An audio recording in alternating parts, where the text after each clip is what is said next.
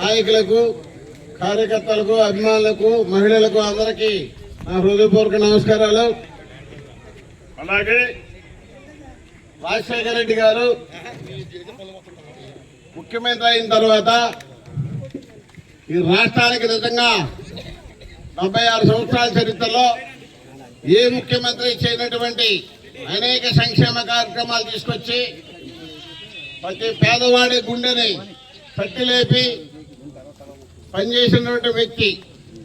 ఇవాళ కూడా రాజశేఖర రెడ్డి గారిని మర్చిపోలేకపోవడానికి కారణం ఏంటంటే ఆయన చేసినటువంటి అనేక మంచి పనులు. రాజశేఖర రెడ్డి గారు ఈ రాష్ట్రం మొత్తం తిరిగినప్పుడు ప్రతి పేదవాడు తనకున్నటువంటి సమస్యల్ని, వికలాంగులే కానీ, రైతులే కానీ, వృద్ధులే కానీ, విద్యార్థులే కానీ, పేద బడుగు బలహీన వర్గాలే కానీ వాళ్ళకున్నటువంటి పరిస్థితిని ఆయన దృష్టికి తీసుకెళ్లడం వల్ల ఆయన అనేక రకాలుగా ఒకటి దృష్టిలో పెట్టుకునే రైతును ఆదుకోవడం జరిగింది. అలాగే పేద బడుగు బలహీన వర్గాల్లో బాగా చదువుకున్నటువంటి పిల్లలు చదువుకోలేని పరిస్థితుల్లో ఉన్నారనే ఉద్దేశంతో వాళ్ళు చదువుకోవాలి, వాళ్ళ తెలివితేటలు ఈ రాష్ట్రానికి కానీ దేశానికి కానీ ఉపయోగపడాలనే ఉద్దేశంతో, వాళ్ళ తెలివితేటల గుర్తింపు రావాలనే ఉద్దేశంతో ఫీజులు ప్రభుత్వమే భరించి వాళ్ళని చదివించడం జరిగింది. ఇవాళ ఈ రాష్ట్రంలో కానీ దేశంలో కానీ ఎంతో మంది పేద బడుగు బలహీన వర్గాలు అంటే రిక్షా కార్మికుడు కొడుకే కానీ, కూలి పని చేసుకునే వారి పిల్లలే కానీ అనేక మంది ఇంత బాగా చదువుకుని ఆ కుటుంబాల అభివృద్ధి చెందడానికి కారకుడైనటువంటి రాజశేఖర రెడ్డి గారిని కూడా మనం తెలుసుకోవడం చాలా గొప్ప విషయం.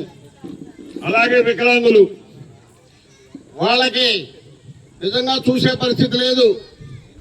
వాళ్ళందరికి కూడా పెన్షన్ అనేది కల్పించి ఆ కుటుంబాలు ఆదుకునే విధంగా వాళ్ళని కూడా ఆదుకోవడం జరిగింది. అలాగే వృద్ధులు ఇవాళ ఉన్న పరిస్థితుల్లో ప్రతి వాళ్ళు కూడా వాళ్ళ పిల్లల్ని చదివించుకోవడానికి పరుగులు చేస్తున్నారే తప్ప కన్నా తల్లిదండ్రులను చూడలేని పరిస్థితి, ఆర్థిక పరిస్థితి మెయిన్. వాటన్నిటికి కూడా మనం పెన్షన్ ఇస్తే బాగుంటుందనని పెన్షన్ ఆ రోజుల్లో ఉన్న పరిస్థితుల్లో చాలా మందికి పెన్షన్దారుల్ని ఆ రోజు 33 లక్షల మందికో అంతమందికో రాజశేఖర రెడ్డి గారు ఇవ్వటం జరిగింది.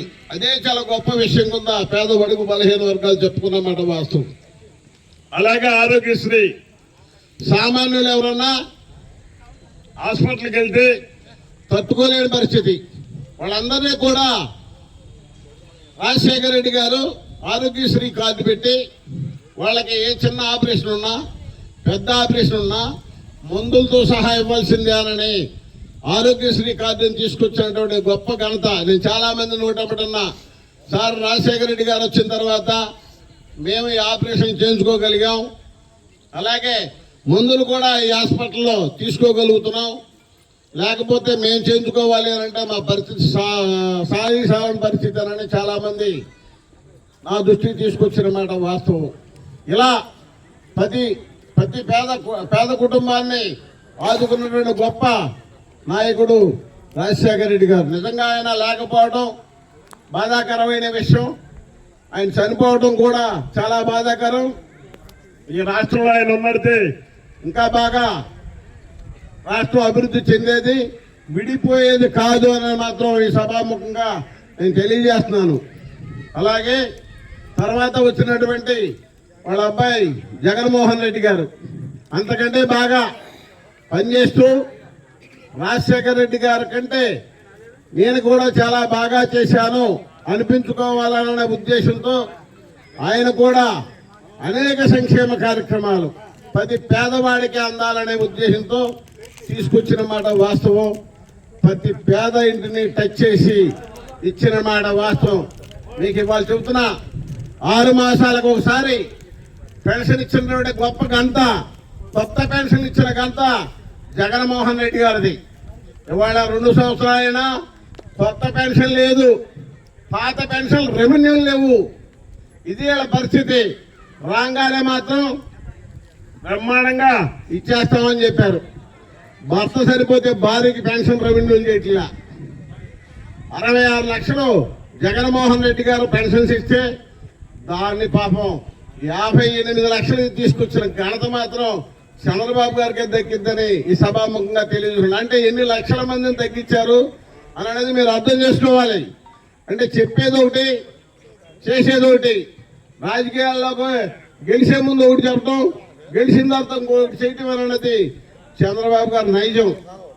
అందరూ కూడా పాపం 50 సంవత్సరాలకే బీసీలకి, ఎస్సీలకి, మైనార్టీలకి పెన్షన్ ఇచ్చేస్తారని జగన్మోహన్ రెడ్డి గారు, చంద్రబాబు గారు చెప్పంగానే పాపం చాలా మంది నమ్మి ఓటేస్తే 2 సంవత్సరాలైనా 60 సంవత్సరాలు దాటిన వాళ్ళకే ఇప్పటికి పెన్షన్ లేదు.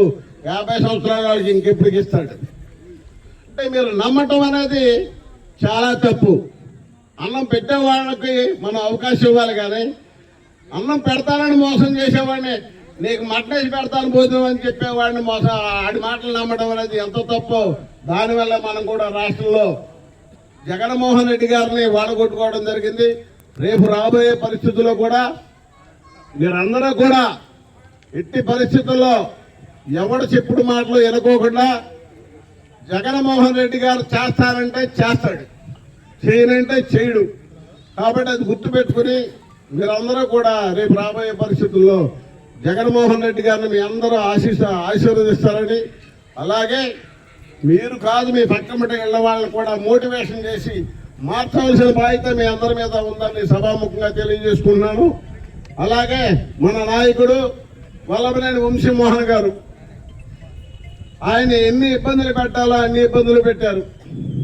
ఆయనతో పాటు మేము కూడా సంవత్సరంన్నర వ్యాపారాలు పోయినాయి, ఊరు వదిలేసాం, సంవత్సరంన్నర పారిపోయాం. ఎక్కడ దాక్కున్నామో తెలియదు, ఎన్ని లక్షలు ఖర్చు అయిందో లేదో తెలియదు. శివరాకరికి పాపం ఆయన అరెస్ట్ అయ్యాడు. 4 మాసాలు తిండి తిప్పలు లేకుండా జైల్లో ఒంటరిగా ఇంకో మనిషిని మాట్లాడనివ్వకుండా 4 మాసాలు దాంట్లో ఉంచి వీలు రాకుండా విశ్వ ప్రయత్నం చేశారు. కానీ దేవుడి దయ, మీ అందరి ఆశీస్సులు, పేద బడుగు బలహీన వర్గాల ఆశీస్సులు ఉండబట్టి ఆయన మళ్ళీ ఆరోగ్యంతో బయటపడటం జరిగింది. ఇవాళ నియోజకవర్గంలో ప్రతి గ్రామము, ప్రతి గుమ్మము తిరుగుతూ మీ అందరికీ మళ్ళీ అందుబాటులో ఉండాలి, పేదలకు పనిచేయాలి, పేదలను ఆదుకోవాలి అనే సంకల్పం ఉండటం వల్ల ఆయన అదే మనోధైర్యంతో తిరగలుగుతున్నాడు. రాబోయే పరిస్థితుల్లో కూడా ఆయన కూడా మీరందరూ కూడా ఘనమైన మెజార్టీతో ఆశీర్వదిస్తారని కోరుకుంటూ ఈ అవకాశం మీ అందరికీ ధన్యవాదాలు తెలియజేసుకుంటున్నాను.